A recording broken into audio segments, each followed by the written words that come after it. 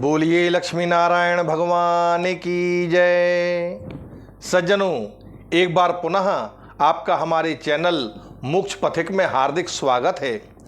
आज के सत्र में हम कार्तिक मास के 14वें अध्याय की कथा का श्रवण करेंगे। इसके पूर्व हम गणेश जी महाराज को प्रणाम करते हैं। बोलिए गजानंद भगवान की जय। पूर्व अध्यायों में हमने सुना है किस तरह भगवान शंकर के गणों और जलंधर दैत्य के बीच में युद्ध चल रहा है। अब चतुर्दश अध्याय में यह प्रसंग नारद जी महाराज पृथु महाराज को सुनाते हुए कहते हैं। नारद जी कहते हैं, वे दैत्य नंदी, गणेश और कार्तिकेय इत्यादि गणों को देख करके क्रोध से द्वंद्व युद्ध के लिए दौड़ पड़े। फिर क्या था, कालनेमी दैत्य नंदी से, शुंभ गणेश जी से, निशुंभ स्वामी कार्तिकेय से लड़ने लगे और कवच धारण करके युद्ध करने के लिए वेग से दौड़े आए। निशुंभ ने अपने 5 बाणों से स्वामी कार्तिकेय के मयूर को वेग से हृदय में बेध दिया और वह मूर्छित होकर के गिर पड़ा।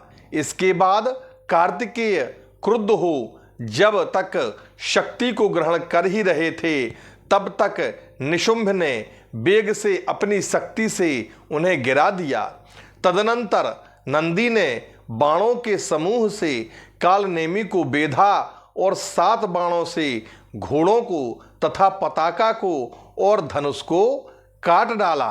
कालनेमी ने भी क्रुद्ध होकर के नंदी का धनुष काटा।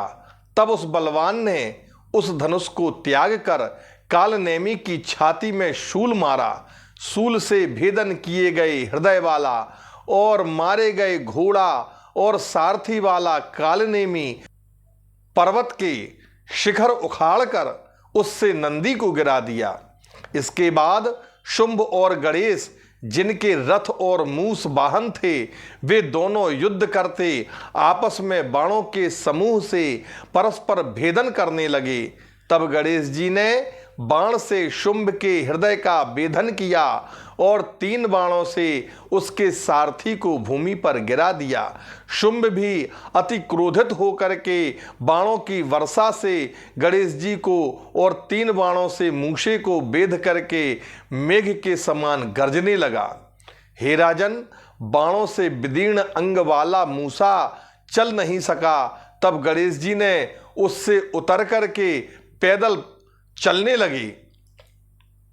इसके बाद गणेश जी ने छाती में फरसा मार के शुंभ को पृथ्वी पर गिरा दिया और फिर मूसे पर सवार हो गए।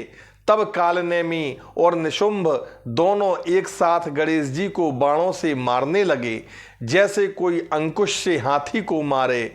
महाबली वीरभद्र उनको पीड़ित देख करके करोड़ों भूतों समेत उस पर दौड़ पड़े।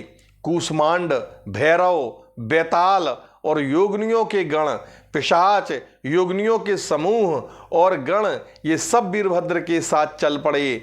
तब किलकिला शब्दों, सिंहनादों तथा अन्य शब्दों से पृथ्वी कांपने लगी। भूत दौड़ने लगे। वे दानव को भक्षण करते हुए उछलते कूदते रणभूमि में नृत्य करने लगे। नंदी और कार्तिकेय भी स्वस्थ होकर के शीघ्रता से रण में दैत्यों को अपने बाणों के समूह से मारने लगे। छिन्न भिन्न मारे गए, गिरे हुए तथा मार खाए हुए दैत्यों की मलिन मुख वाली सेना उस समय व्याकुल हो उठी।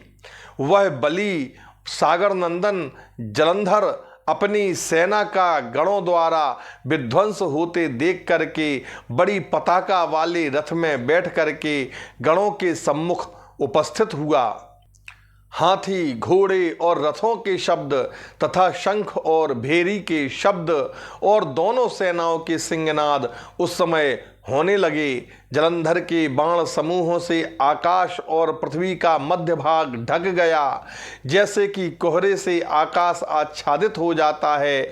जलंधर 5 बाणों से गणेश जी को, 9 बाणों से नंदी को और 20 बाणों से वीरभद्र को भेद करके मेघ के समान गर्जना करने लगता है। तब कार्तिकेय ने उस दैत्य का अति शीघ्र अपनी शक्ति से भेदन किया। शक्ति के लगने से वह कुछ व्याकुल मन होकर के घूमने लगा।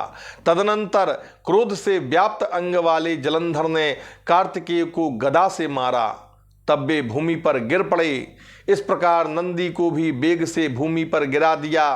तब गणेश जी ने क्रोधित होकर के उसकी गदा को फरसा से काट दिया।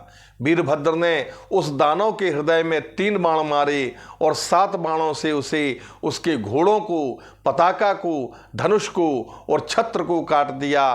तब दैत्यराज ने अति क्रोधित होकर के दारुण शक्ति मार करके गणेश जी को गिरा दिया और दूसरे रथ पर चढ़ गया। क्रोधित होकर के वीरभद्र पर वह दैत्य दौड़ा और सूर्य के समान कांति वाले वे दोनों परस्पर युद्ध करने लगे। तब वीरभद्र ने अपने बाणों से उसके घोड़ों को गिरा दिया और धनुष को काट डाला। तब दैत्येंद्र जलंधर पर्घ अर्थात लोहांगी लेकर के उन पर दौड़ता है। इस तरह युद्ध चल रहा है। नारद जी कहते हैं उसने शीघ्र जाकर के परिध से वीरभद्र के मस्तक में मारा। वीरभद्र भी सिर फूटने से रुधिर फेंकते हुए पृथ्वी पर गिर पड़े।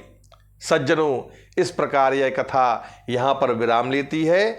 इति श्री पद्म पुराणे कार्तिक महात्म्ये चतुर्दशोऽध्याय। बोलिए वृंदावन बिहारी लाल की जय, बोलिए कार्तिक मास की जय।